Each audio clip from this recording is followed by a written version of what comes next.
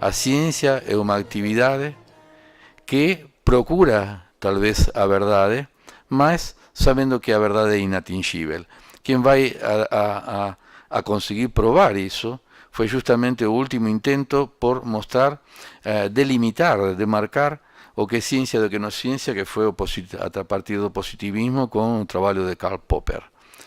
Ele o que consigue mostrar é que é impossível delimitar o que é ciência do que não é ciência. Por tanto, por más que se teste una teoría científica y se teste como o resultado positivo, es decir, a ley da atracción universal dice que todos los cuerpos se atraen, y si todos esos cuerpos se atraen, yo puedo ir derivando enunciados analíticos a partir de aquel primer enunciado, a un enunciado observacional que es si yo solto o clipi cae. Aí o texto e o clipe caiu. Isso não torna verdadeira a teoria da atração universal. Se não tenho como, logicamente, levar a verdade do enunciado observacional até o que acontece é que eu mantenho essa teoria na medida que me oferece resultados, não por ser verdadeira, sino porque não há nenhuma outra suficientemente consistente e mais elegante. Mais elegante significa que me permite llegar a resultados con menos cálculos. Si no es a verdade o que me define o que é a ciencia, que é a ciencia? Bueno, hoje se concede que a ciencia é o que facen os cientistas, uma determinada actividade, é uma actividade humana. Para conseguir os equipamentos pelos quais se faz a ciencia, en nuestras áreas científicas precisamos de muito pouco, algum dinheiro para fazer algumas viagens, um dinheiro para algum gravador, um notebook, e já com isso mais ou menos é suficiente para fazer a ciência. Mas en otras áreas científicas, sin grandes laboratorios que insumen muitísimo dinero, no se puede hacer ciencia. Por eso en los países pobres se faz física teórica y no física aplicada. Bueno, para conseguir ese dinero tem que hacer política, para que ese dinero venga para a ciencia y no vaya, por ejemplo, para o Ministerio da Defesa, ou da Saúde, ou da Segurança Pública. Mas o cidadão tem problemas de segurança pública que não vincula, às vezes, com a tarefa científica. Então, ela compreende quando se aumenta o salário do policial, o equipamento do policial, sente que seu salário está bem gastado, mas, ou aplicado, mas quando seu imposto vai para a ciência, a veces tem algumas dúvidas.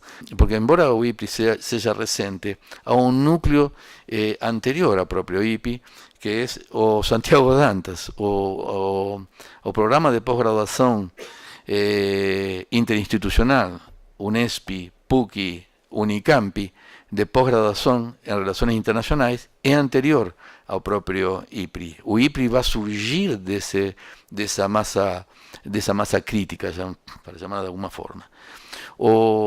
Esse programa justamente surge de uma necessidade do Ministério de Relações Exteriores, em as palavras do próprio ministro da época, arejar a formação do Itamaraty. É dizer, o Estado sentiu, porque Itamaraty é o Estado, não é governo.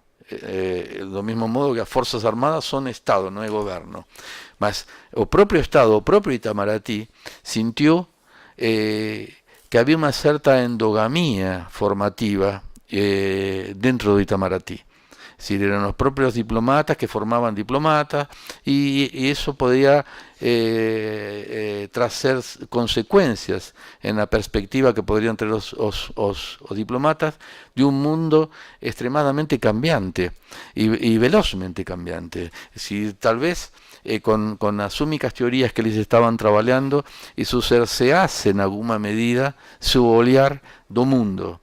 Entonces, eles induciram a pós-graduação em relações internacionais. En aquel momento tinha, si no me equivoco, a UNB era a única pós-graduação de relações internacionais. Sacaron un edital para financiar a criação de cursos de pós-graduação para ter uma pós-graduação acadêmica, es decir, uma pós-graduação científica, de formação de quadros científicos na área das relações internacionais. E esse edital se chamou Santiago Dantas.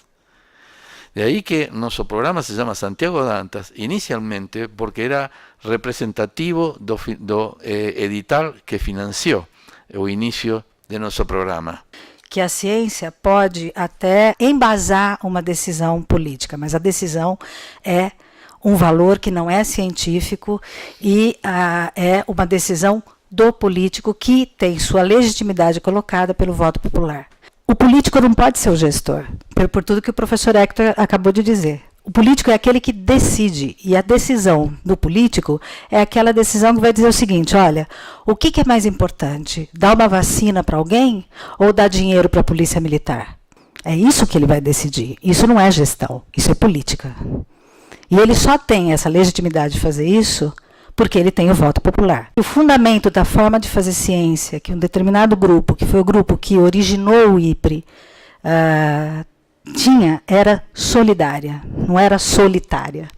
A atividade científica normalmente é uma atividade solitária, porque se a gente pensar, inclusive, nos filmes assim, no Frankenstein, por exemplo, quer dizer, o que ele faz para desenvolver o monstro dele é uma questão que ele discute com ele mesmo, com os valores dele.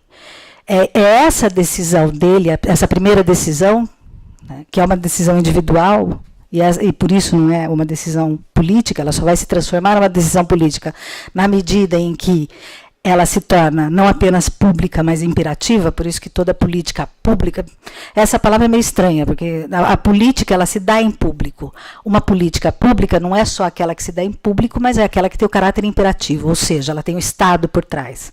Se eu não cumpro, como o professor Hector deu o exemplo do sinal de trânsito, se eu não cumpro, eu tenho uma multa por não cumprir a decisão e passar no sinal vermelho. Ou eu tenho um resultado que é muito pior, que é matar alguém ou morrer em função do não cumprimento de uma determinação da política pública. E a solidariedade que nos move no fazer científico implica em que a gente trabalhe sempre em grupo. A gente parte do princípio, esse grupo que originou o IPRE, que a atividade científica ela é adensada na medida em que é o grupo que trabalha nela. Evidentemente, sempre terá um responsável, que é aquele que a comunidade entendeu que é o cientista, então é o doutor, mas ela é feita, a atividade é realizada por um conjunto de pessoas que se interessam pelo mesmo tema. Seja esse tema nas ciências sociais, seja esse tema na física. E essa solidariedade implicava em sempre trabalhar, e aí um pouco uma coisa que o professor não tocou, em trabalhar com a interdisciplinaridade. Então, por exemplo, aqui na mesa nós temos 3 pessoas que são de escolas diferentes. Ele fez filosofia, eu fiz ciências sociais, a professora Sônia fez história. É isso que a gente fazia no grupo que a gente trabalhava. E a ideia do IPRE era essa, ainda que, como o professor Hector também mencionou, a origem da ideia veio do professor Macari. O Macari conversou com um grupo de professores que nos incluía, no sentido de criar, e por que a gente? Porque nós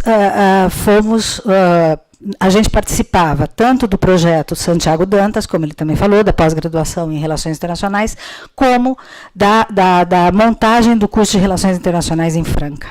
Então, nós fomos do núcleo das duas coisas, de um curso de graduação em Relações Internacionais e de um curso de pós-graduação em Relações Internacionais. Ao mesmo tempo, nós já participávamos de uma rede internacional de pesquisa, na área de paz, defesa e segurança internacional, mas já era uma rede de pesquisadores internacional. E o professor Macari, talvez por ele ter sido, ele era reitor na época que ele fez esse pedido, mas ele, antes de ser reitor, ele foi pró-reitor de pós-graduação. E, ao ser reitor de pós-graduação, ele tinha uma visão muito de que, e veja bem, isso aconteceu em meados da década passada. quando a gente ainda não tinha, na pós-graduação, um incentivo, para não dizer outra coisa, para se internacionalizar de fato. Ele já pensava naquela época que o importante era internacionalizar a pós-graduação, que a ciência não pode ter a barreira da fronteira. Era nesse sentido que o professor Macari pensava.